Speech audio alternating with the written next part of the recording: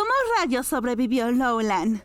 Mira, aunque en el anime vemos a Shisui súper sonriente caminando por una ciudad portuaria, ya después del ataque a la fortaleza y su última aparición como la villana del cuento, la verdad es que la pasó fatal, y no exagero. Lo que la salvó fue que la bala que Basen le disparó se incrustó justo en la horquilla que Mao Mao le había puesto en el pecho. Sí, esa horquilla tan bonita no era solo decorativa, terminó funcionando como una especie de chaleco antibalas improvisado. Mao Mao no sabía que esa horquilla iba a aguantar una bala, pero tenía la esperanza de que ese accesorio al menos ayudara a Lowland a sobrevivir. Después del disparo, Lowland siguió bailando como si nada. No había ni una gota de sangre en su pecho, justo porque la horquilla aguantó el impacto. Pero ojo, esa no fue la única bala que recibió. Los soldados realmente querían matarla. Varias balas le dieron en otras partes del cuerpo. Incluso vimos su brazo sangrar, y como si eso no fuera suficiente, Lowland se cayó desde lo alto de la muralla. El suelo estaba cubierto de nieve, sí, pero la caída igual le dejó el cuerpo hecho polvo. En ese momento hacía un frío de los 1000 demonios y el ejército no paraba de buscarla. Entonces, ¿cómo escapó de una muerte segura? Resulta que justo después de su caída, alguien más estaba huyendo de la fortaleza. Sazen, el guardia que había estado vigilando a Mao Mao durante su encierro. Mientras escapaba, vio algo brillante entre la nieve. Y no era cualquier cosa, era la horquilla. Aquí es donde entra una historia que Natsuki Hyuga, la autora de las novelas, mencionó una vez, un relato corto titulado La bondad secreta de Sazen, que se publicó como bono en la revista Animate. Según esta historia, Sazen había vuelto a la fortaleza para llevarse unos documentos del antiguo boticario. Fue ahí cuando vio a Lowland enterrada en la nieve. Ella estaba inconsciente, y lo que guió a Sazen fue el brillo de la horquilla. La respiración de Lowland era débil, casi imperceptible, pero ahí estaba viva. Él dudó un segundo.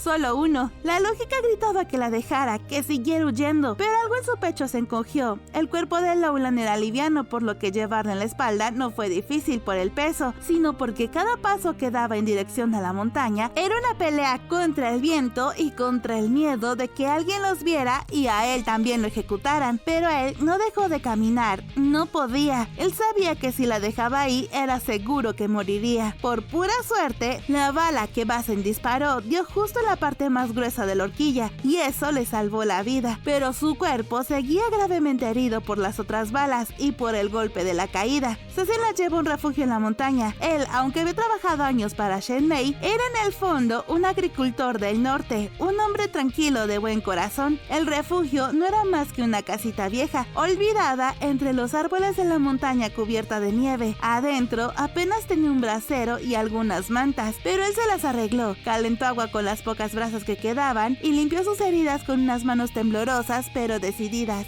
Pasaron días, semanas. El ejército nunca dejó de buscar el cuerpo de Lowland, pero después de unos días la dieron por muerta. Lowland tardó en recuperarse. Incluso cuando Mao Mao ya había vuelto al barrio del placer y celebraba el año nuevo, Lowland seguía escondida, sanando. Un mes después de eso, ya curada, tomó una decisión: dejar atrás su pasado y empezar una nueva vida. Se fue al sur, rumbo a una ciudad portuaria, y ahí se despidió de Sazen. Ella decidió llamarse Tamamo y vendió la horquilla de Mao Mao. Bueno, más bien la intercambió por una cigarra de jade, que sería su nuevo amuleto. Las cigarras son símbolo de resistencia al invierno, como ella. El dueño del puesto, en cambio, no lo vio como algo tan esperanzador. Para él, la cigarra de jade recordaba un rito fúnebre donde se pone una joya en la boca del difunto. Sobre la horquilla, Natsuki Hyuga dijo que un día volvería a su dueña, y eso tiene todo el sentido del mundo, porque Lowland le había prometido a Mao Mao que se la devolvería si sobrevivía. Venderla fue su forma de cumplir esa promesa. Aunque fuera en un mercado remoto, alguien la notaría, y así la horquilla podría acabar de nuevo en manos de Jinshi, quien seguramente se la devolvería a Mao Mao. Lowland sabía que la horquilla llevaba grabado el nombre del artesano y de la persona para quien fue hecha, y Mao Mao también lo sabía. Por eso, cuando Jinshi le pidió cumplir con la promesa que le había hecho cuando la ayudó con el asunto del helado, ella respondió que solo podría hacerlo en primavera o incluso después. En el fondo, entendía que si Lowland había muerto, su cuerpo parecería con la horquilla cuando se derritiera la nieve, y si había sobrevivido y la vendía, entonces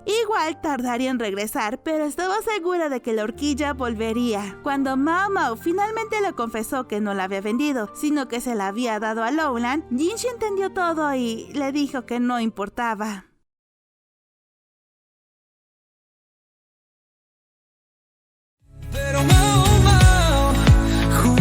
que lo sabrás, porque un día tú también caerás.